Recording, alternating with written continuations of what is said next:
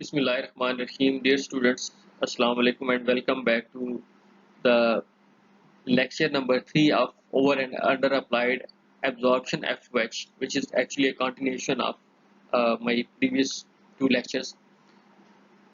I'm just going to explain it. This was a question.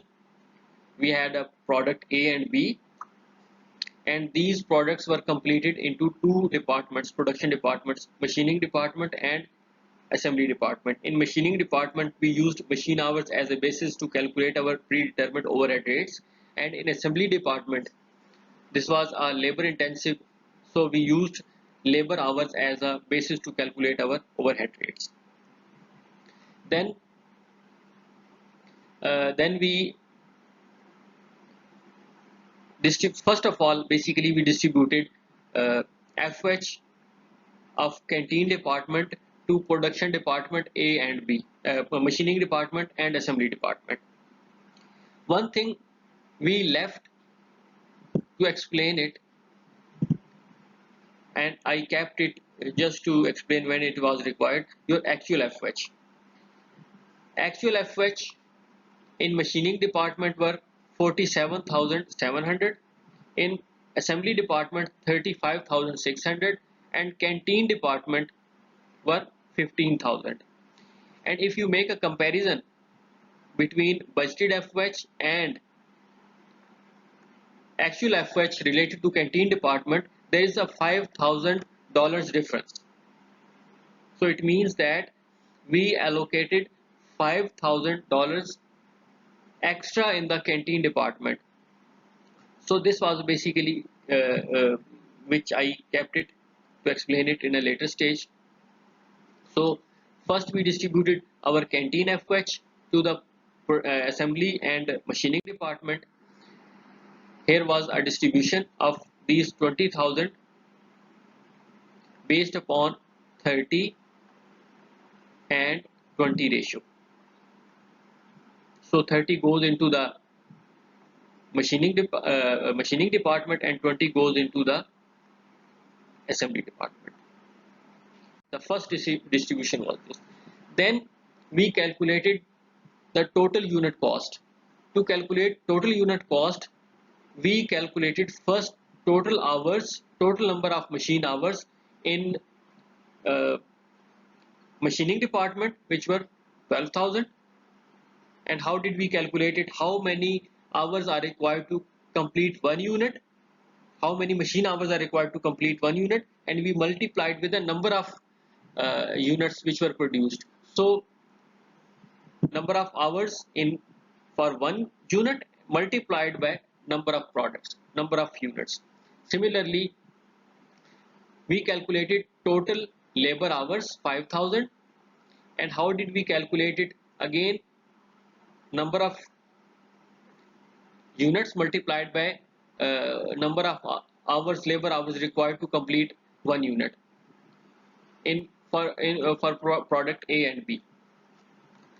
And then we calculated, based upon these rates, we calculated our total unit cost. For product A, we had $57, and for product B, we had $82. So one unit is completed by adding your direct material cost, by adding direct labor cost, and then third component by adding factory overheads. So these are all predetermined overheads. There is no difference up to that. However, difference comes from predetermined overhead rates. Either they increase your cost or decrease your cost, under cost or over cost of your products. So here problem could come. Now we need to make a comparison between the actual FH and predetermined overhead absorption rates. These are already provided: actual FH in machining department and assembly department. However, we had a 15,000 of canteen department FH, which were distributed according to 30 and 20 employees ratio. So when we distributed these $15,000 FH to machining department, we got 9,000 in machining department and 6,000 in assembly department. So the actual total FH in machining department were 56,700 and 41,600 in assembly department. These are actual FH which were incurred time to time, and we separately calculated it. Now it is time to make a comparison between actual FH and predetermined absorption FH. So in the next table, we have calculated our predetermined overheads. The total units which were produced were 2,200.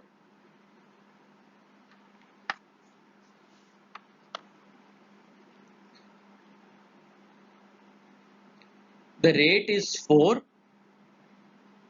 Number of hours required to complete your product, which is 3. 4 rate multiplied by 3 hours, you get a 12 total dollars to complete 1 unit. And if you multiply this 12 with the number of units produced, you get $26,400. I repeat,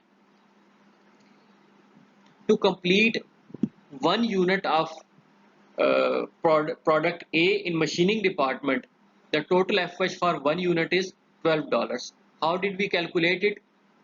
The rate of hour is 4, and how many hours are required to complete a product A in machining department? That is 3. So 3 multiplied by 4, you get a $12 to complete 1 unit. So 12 is per unit. So how many units you produced? 2200. So 12 multiplied by 2200 units, you got a 26,400. And then again in machining department, the rate was again 4, and to complete a product B in machining department, you were required 4 hours. So to complete 1 unit, you are required $16 of FH. So it means that $16 are required to complete 1 unit of product B in machining department. So 16 is a rate of 1 unit, and when you are producing 1500 units, so 1500 multiplied by 16, you get $24,000. So in machining department, total FH were incurred 50,400. And then if you move in assembly department, the basis was your labor rate. To complete 1 unit of product A, you are required 1 hour of labor, and the rate is $9. So to complete 1 unit of product A, you are required $9. So $9 is a per unit rate in assembly department. And how many units you are producing? 2200 multiplied by 9, you get 19,800 FH in assembly department to complete a product A. Then for product B, the rate is 9. 2 hours of labor are required to complete 1 unit of your product B. You get $18 per unit of FH for product B. So how many FH are required to complete 1500 units? You multiply $18 multiplied by 1500 units. The total FH for product B in assembly department would be 27,000. So when you sum up for product A and B, the total FH that were incurred in assembly department were 46,800. Now make a comparison between actual FH held in machining department and actual FH in assembly department with the predetermined rates. So 50,400 minus this 56,000, 700. The difference is 6,300. It means the actual FH were incurred more than your budgeted or absorbed FH. So you under applied your FH because actual FH were more than your predetermined overheads. And second, your predetermined were 46,800, whereas actual FH were incurred in assembly department were 46,600, 41,600. The difference is 42,000, 5,200, 5,200. You applied more. It means you over applied your FH. And in total, if you see the comparison between both, you under applied 1,100 FH. This was a complete question. Where did you started? You started basically first stage. You distributed your canteen department FH to the production departments, and then you calculated your total FH per unit. And then after calculating per unit, you compared your actual FH of total units. You can also make a comparison at a unit level. When you distribute these FH with the number of units, you can also get it per unit. For example, you distribute these um, uh, FH by units, per unit can also be calculated. But here we calculate it in total. The FH incurred in machining department and in assembly department, and make a comparison between actual FH and uh, applied FH. So we have completed our question up to now, and uh, this is basically a final part of our chapter of absorption costing as well. So I'm just going to overview what we did in this chapter. The first step in absorption costing is the allocation. Allocation is the process by which whole cost items are charged direct to a cost unit or a cost centers. First of all, what you do, you distribute your undistributed FH to all departments, including service departments. The second step is absorption costing overhead apportionment. This involves apportioning general overheads to cost centers and then reapportioning cost of service cost center to the production cost units. As I mentioned that, for example, you have a store department, you have a canteen department. These FH would be distributed or charged to the production department so that they can be reimbursed in the form of per unit sales price from the customers. If you will not distribute it, they would be uncharged, and your cost of your unit would be under cost, and finally your price of product would also be underpriced. There are two methods to distribute this these uh, service department FH. One is your direct method, and the other one is repeated method. I just focused on the direct method. In absorption costing, it is usual to add overhead into production cost by applying a predetermined overhead absorption rates. So after that, we calculated predetermined overhead rates, and these rates are basically calculated based upon the criteria. For example, if it is a machining department, we use a machine hours, and if it is assembly department, for example, there is a labor work more than the machines, then we use a labor hours as a basis to calculate them. Then absorption rate is calculated dividing the budgeted overhead by budgeted level of activity. So what you do, your numerator is uh, divided with the denominator. Your numerator is your budgeted FH and denominator your activity level. It might be your machine hours or labor hours.